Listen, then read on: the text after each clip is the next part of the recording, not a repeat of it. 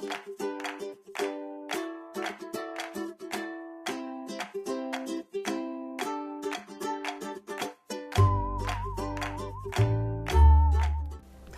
welcome to the Dish. I'm Pam Weiss, along with Kathy Gannan for the Nebraska Humane Society. And today we're talking about February being Pet Dental Health Month. And that's a really important thing because dental health is very important for your pet.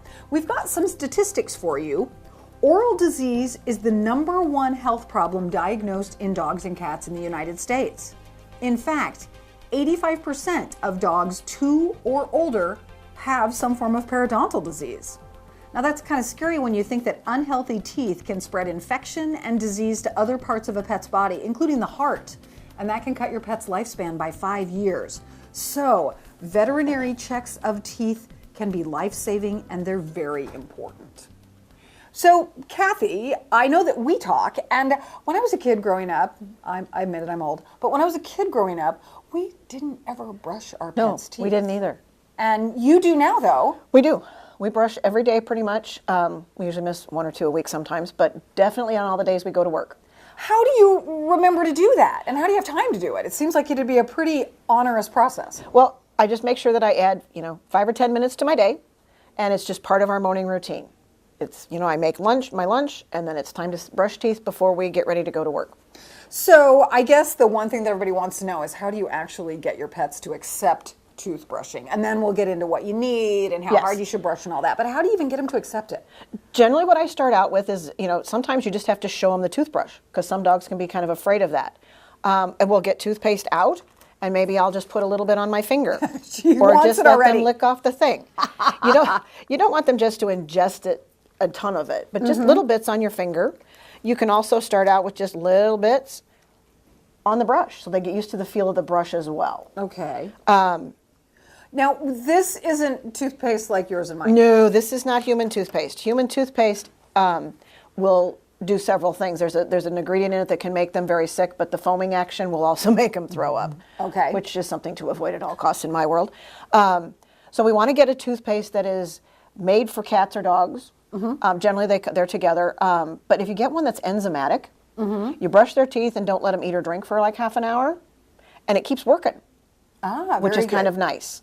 It's really nice. So it just gives you that little bit of time. Some people will brush their teeth before they go to bed. I know that with mine that they're gonna brush their teeth, and then it's gonna take us a while before we get to work and that kind of thing before they'll have a chance to have anything to eat or drink. So it works. It keeps working for a while. And she seems to like the toothpaste. Oh, she loves it. There are different flavors, right? There are. There's my house. We like the poultry. The poultry's big stuff. Poultry flavored toothpaste. Yes. There's a beef. There's a salmon. Makes sense. Yeah. Makes sense. Cats like the fish one, but there's a mint one, and that was not a big hit. Okay. It would have been nice for the breath freshening part of it, but for the purposes of brushing teeth at our house, it's to make sure we get the plaque and that kind of stuff off. So you want to make sure that you get a flavor that they like. You may want to try a few and see what they like.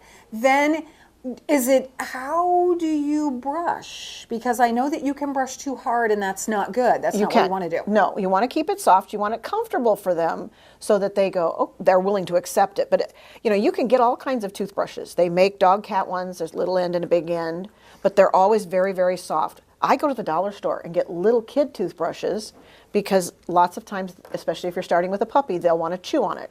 And that's kind of expensive to go through toothbrushes. But it's soft. And I just start getting them used to little by little. Don't do a lot at a time. Just start out short and simple. So it's almost like you're getting a treat. It tastes good. It's on your teeth. Exactly. Do you have to scrub? No, just brushing along the outsides of their teeth. You don't have to worry too much about the insides. You'll get some of it as you get used to brushing. But we don't have to be as meticulous as we are with our own. So it's basically getting a toothpaste that they like, getting it spread on the teeth, and letting it do its action. Right.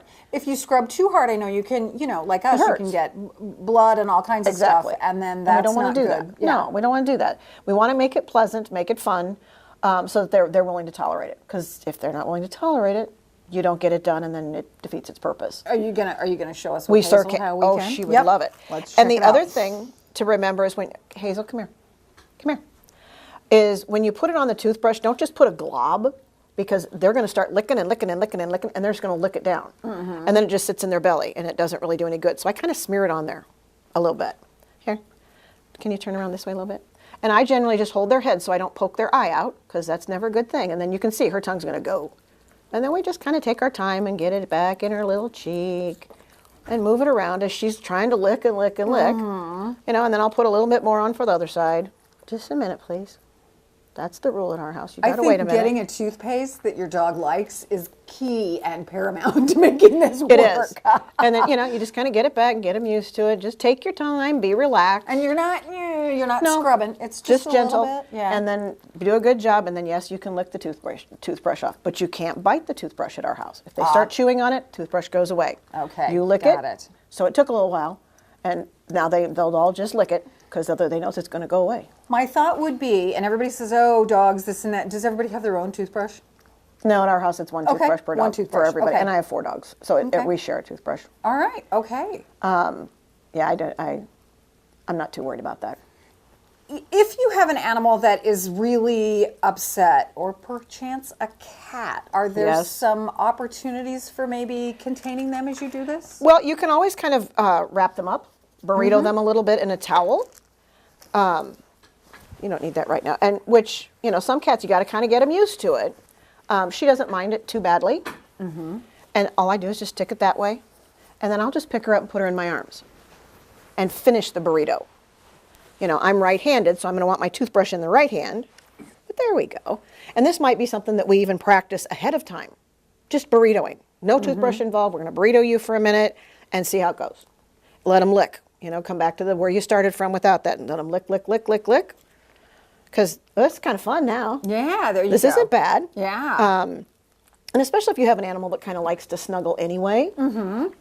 Once they figure out the burrito, it's like, well, this isn't so bad. This is kind of a good thing, you know? With cats, I know, staying away from teeth is sometimes something that people really want to do, as opposed to getting right into the mouth. Correct. But as you're petting and loving, sometimes it's just easy enough to kind of get into that mouth, or to start, you know, getting them used to muzzle. She doesn't really even know me, and she's letting me do that. So if you start it that way, then it might be a little easier then to graduate into working and getting a little bit of toothpaste on those teeth. Hazel. I know that we have a finger nubbin too, which is right up at the front. It's a little blue guy, and that can go right over the finger, and then it might be a little easier, especially if you're dealing with a cat or someone that doesn't really want you in there. You can just do a little tiny bit of getting that toothpaste in there, and you've got that tiny brush on the end of your finger to do that. And you know, even practicing, you know, holding onto their head a little bit, just because when you get to a point where you've got a longer handled brush, you don't want to poke them in the eye or something. Right. But just kind of getting them used to, this is nice. Oh, this is wonderful. This is all good. And I'm getting attention too. Yes, and it's positive. We're not forcing it. If we start ahead of time and, you know, work up so that it's a good thing. It's a nice thing. It makes a difference. But if you think about it too, when your vet goes to check your dog or cat's eyes or their teeth, they're going to put their hands up there like that. So getting them used to you doing it, and that it's a very positive, they'll tolerate it from someone else. Don't have to like it, but they will learn to tolerate it. Speaking of vets, if you go into a veterinary office and you're not taking the best care of your pet's teeth, which I have been known to do, I admit it, then what are you in for at the vet's office? Well, generally they'll do a dental, is what they call it. And basically what they do is they clean their teeth. If they have to pull any, they pull any. But to do that, they have to put them under general anesthetic, because otherwise the vet will get bit. Okay, I get that. But we need to think about the risks involved with that, because general anesthetic has risks for dogs, cats, people. So we always want to give it some good thought and really talk to our vets about, okay, what are the risks? What do I expect? What do I need to know? Is the animal going to stay overnight? Do I come and pick it up? What do I have to be careful with? And find all that information out ahead of time. And it's going to cost you, too. It's going to cost you, yes. So maybe this is a good way to kind of try to stave off that, and maybe you only need a dental once every 4 years instead of once every year. Yeah, and it does work. And there's things you can put in their water as well that do help freshen their breath, that does help get some of that plaque and stuff off. And that makes a difference too, those things. So we've got some chew things here as well. I know that chewing on hard surfaces and some of these things that kind of can help work plaque off as well. Right. So if you're giving your pets chew toys, it's a great idea to look for something that might help keep his teeth clean as well as exactly. Giving him something to chew, right? Can you sit down, please? And some of these too, they have like this busybody over here. It's got some bristles on it too. And you can also, yes, you can put these treats that come with it in there, but you can also stick some toothpaste in that. If you have a dog that's not what a good idea. Really interested in letting you brush their teeth while they're getting to that point, put some toothpaste in that. And you can do it on any of these others also, especially with the bumps on it. It'll while they chew on it, they're going to get some of that, at least some of it on their teeth a bit. That is a great tip helps. And something that I hadn't necessarily thought of as we were looking at this. Yes. Well, that's a great idea. Just put it right in there. Put it right in there. And it's, if you have a dog too that's overweight, you may not want to put these higher calorie treats on there. Right. But throw some toothpaste in there. It's got a great flavor yet. And they'll be willing to chomp at it, but you won't be worrying about calories. So it's kind of a nice thing too. And there's some edibles as well. Don't we have some greenies or something over there? We have some of these that are they can actually eat them. They're ingestible. But they will also help get some of that plaque and stuff off their teeth. I know that if your pet goes off their food, if they, you notice a little bit of blood in the food or you notice some loose teeth or something like that, I think that those are probably all symptoms of very much problems with the teeth. Yes, and watching the color of their gums, if the color of their gums are changing and they seem more tender or whatever, that's a time to get them in and have them checked out. So, great. Let's see. I think that we've covered a lot about pet dental health, the problems associated with it, the issues of if you get an infection or an abscess in a tooth, it's just like people. It can go all the way to the heart and create issues with internal problems as well. So you want to keep their teeth in good shape. Right. They need them. They use their hands like we use, or they use their mouths like we use our hands. Exactly. So they need healthy mouths, but you also want to make sure that if you suspect anything, you get it checked out. Right. And if you're looking to maybe help your pet, keep their teeth clean, it's a great idea to get them used to brushing. Very much so. Anytime you can get them used to something and get them so that they tolerate it well, it's a good thing. Well, and it seems to me too that it's almost a bonding experience for you guys. It very much petting them, we're enjoying. I sit down in the chair and okay, let's go, and they just automatically, one done, the other comes up.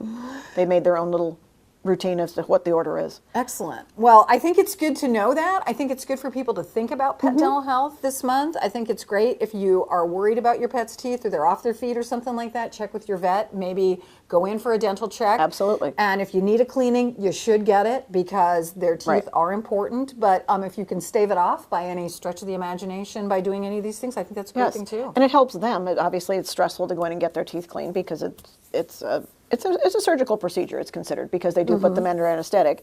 But you also need to be the one that knows what's their mouth look like, what's a normal mouth. It's like if you're checking ears, if you have a dog prone to ear infections, you need to know what their ears smell like, normal and not normal. Okay. So you can judge those things because animals will try to hide the pain if they're in pain. They're really good at that. So we need to be on top of those things. All right. Well, we'll keep your mouth in great shape. You've got beautiful pearly whites, Hazel. And we'll be back with more after this. I love to run, but I can't walk a straight line. It's because of my brain. It's been damaged. My previous owner left me unconscious. I still don't know what I did to make her so angry that night. Amazing people found me and gently nursed me back to health. They gave me my second chance. I once overheard a child ask if I'd walk straight again when I got to heaven. Maybe. But right now, I'm enjoying my little piece of heaven on earth. I couldn't remember what it meant to fetch, or to shake, or even to run. All I could do was lie down, held captive by my own matted fur, neglected, broken. Incredible people removed the filth and repaired my crippled body. They helped me look and feel and trust like a dog again. I remember someone whispering, "We'll make it better." And after years of abuse, love did just that.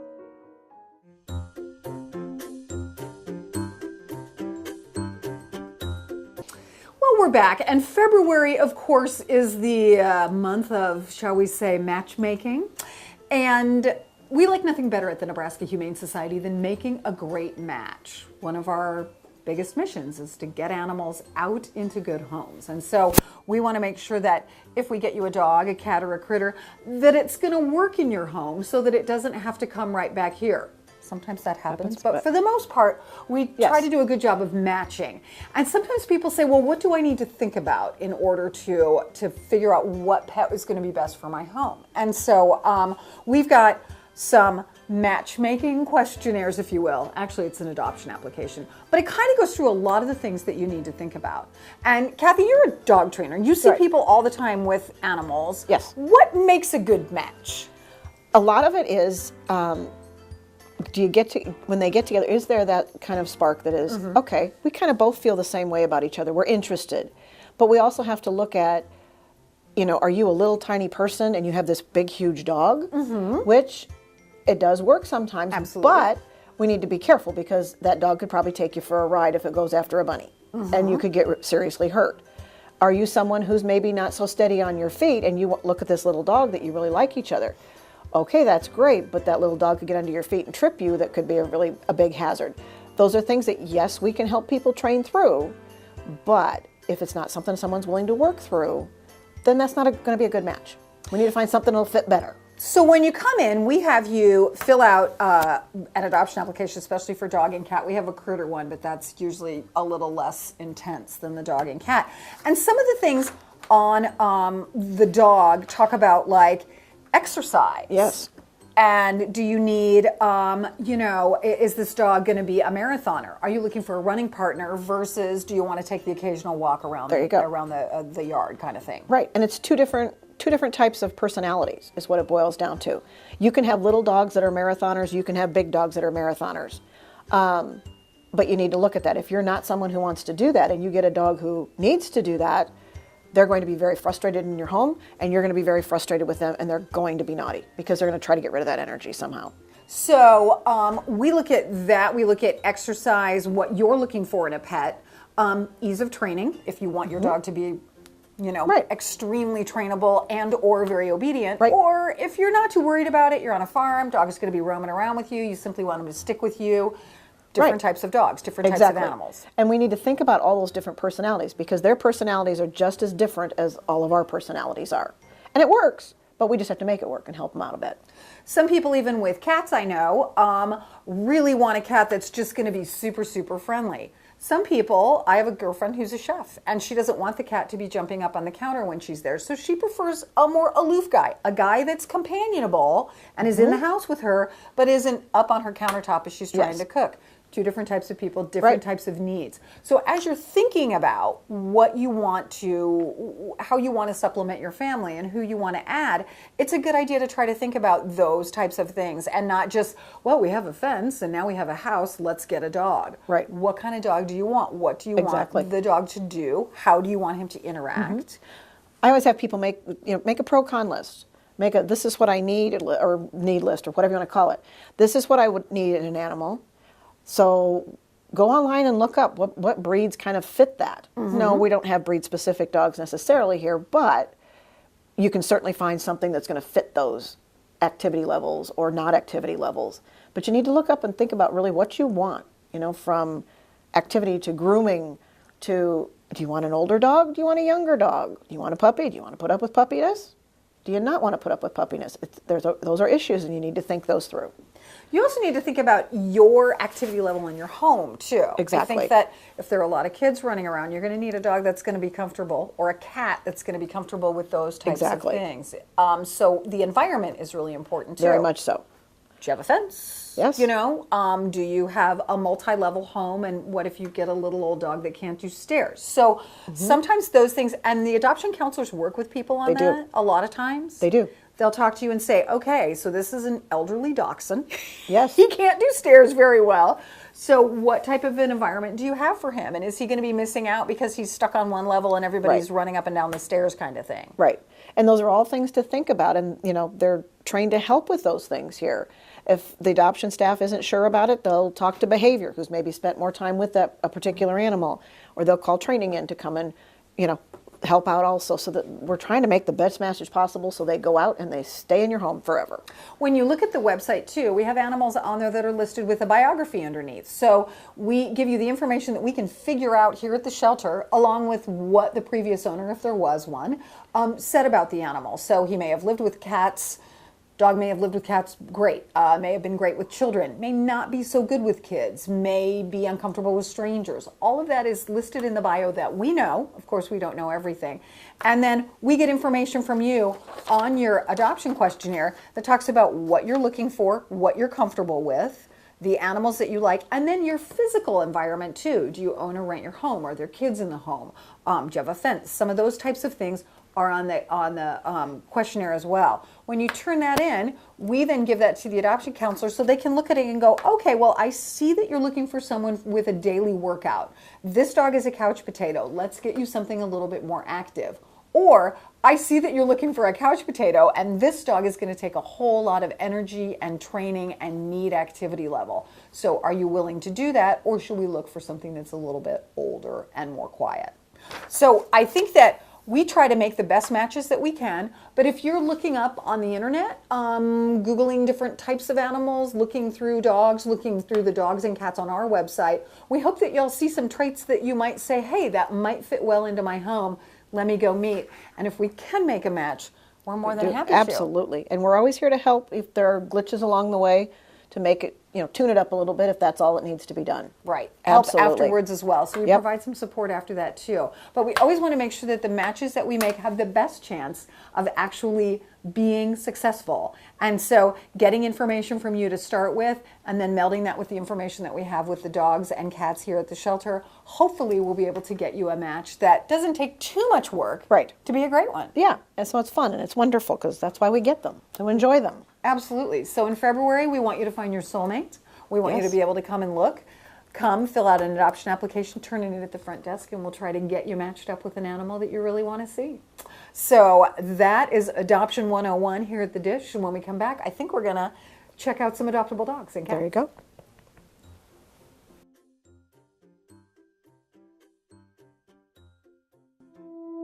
I love to run, but I can't walk a straight line. It's because of my brain. It's been damaged. My previous owner left me unconscious. I still don't know what I did to make her so angry that night. Amazing people found me and gently nursed me back to health. They gave me my second chance. I once overheard a child ask if I'd walk straight again when I got to heaven. Maybe, but right now, I'm enjoying my little piece of heaven on earth. I couldn't remember what it meant to fetch, or to shake, or even to run. All I could do was lie down, held captive by my own matted fur, neglected, broken. Incredible people removed the filth and repaired my crippled body. They helped me look and feel and trust like a dog again. I remember someone whispering, "We'll make it better." And after years of abuse, love did just that.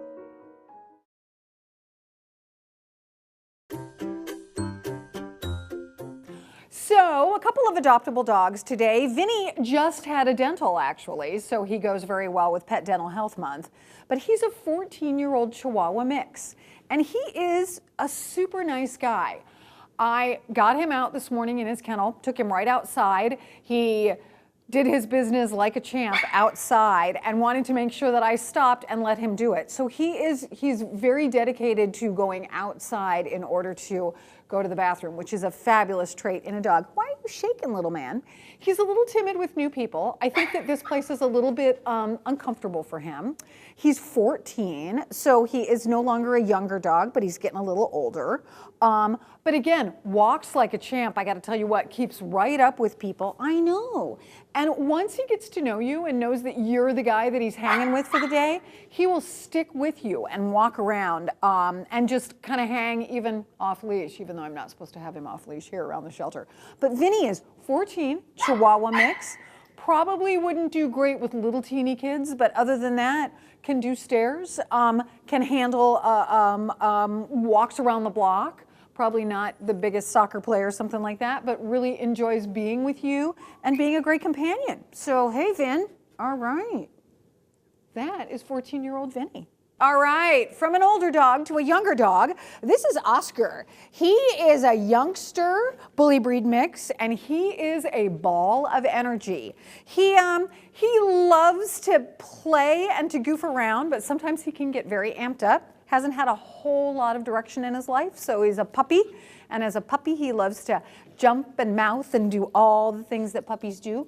Oh, look at that, there's more peanut butter over there. Yum, yum, yum.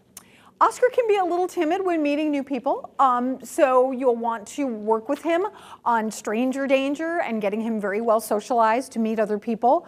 But once you do, and once you get him involved in an activity, as you can see, he generally has a whole lot. Here, let's do this so it's your nose and not your bum that's to the camera. He generally has a whole lot of energy and puts all of his energy into it. He'll be fun to train because he's very treat motivated and food motivated.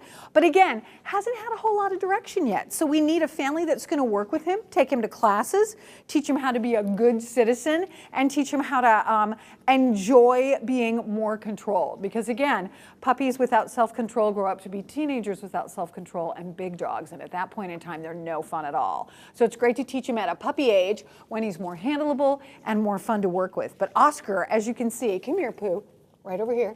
I know, will you come here and say hi? Oscar is a fun, happy little dog who has a lot of energy and will be a really fun companion for a family to work with and to grow with. Will you come over here? Come over here and show your pretty face. He's got peanut butter all over his face. But that's young Oscar. For The Dish, I'm Pam. I love to run, but I can't walk a straight line. It's because of my brain. It's been damaged. My previous owner left me unconscious. I still don't know what I did to make her so angry that night. Amazing people found me and gently nursed me back to health. They gave me my second chance. I once overheard a child ask if I'd walk straight again when I got to heaven. Maybe, but right now, I'm enjoying my little piece of heaven on earth. I couldn't remember what it meant to fetch, or to shake, or even to run. All I could do was lie down, held captive by my own matted fur, neglected, broken. Incredible people removed the filth and repaired my crippled body. They helped me look and feel and trust like a dog again. I remember someone whispering, "We'll make it better." And after years of abuse, love did just that.